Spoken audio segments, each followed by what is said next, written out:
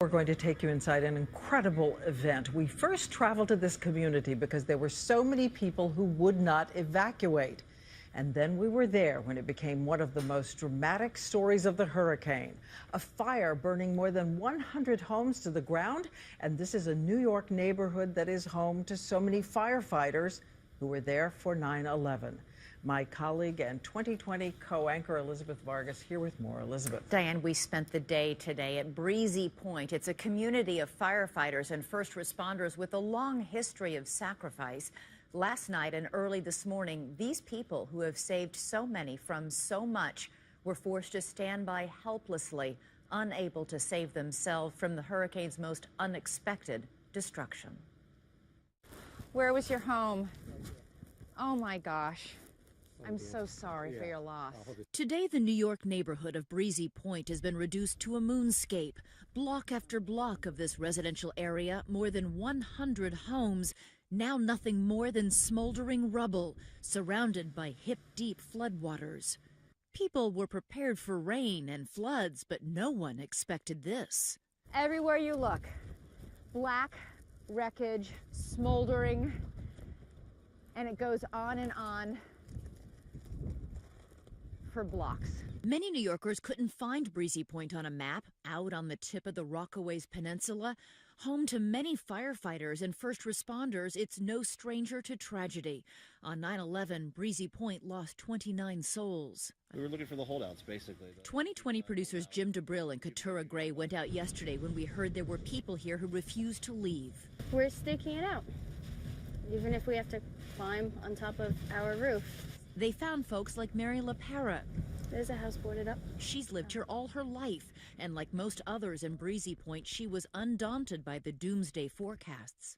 Mary lives in a neighborhood they call The Wedge, a cluster of small walkways not wide enough for a car. We're just trying to see all the neighbors that are still here. It's 4 p.m. We are following as Mary checks on the neighbors over on Irving Walk, She's one of the ladies.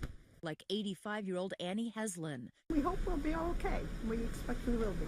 Forget evacuating, she's busy baking. All is well next door, too. Claire Cook and her boys are settled in. I'm bearing it out with the family. Christopher, are you going to come see Puddles with us? Folks here have heard officials cry wolf before. Last summer, Hurricane Irene was supposed to devastate Breezy Point, but it was a false alarm, just some minor flooding. We built this house, and we're not going anywhere. Michael O'Hanlon down the street isn't worried either. Neither is 96-year-old Alvina Bogle. I've been here since 1960. 1960, wow. It's not that bad, though. Mary returns home and settles in. 6:30 p.m. It's dark now. Outside the house, Mary's sister Joanne watches the water rising, but seems more dismissive than fearful.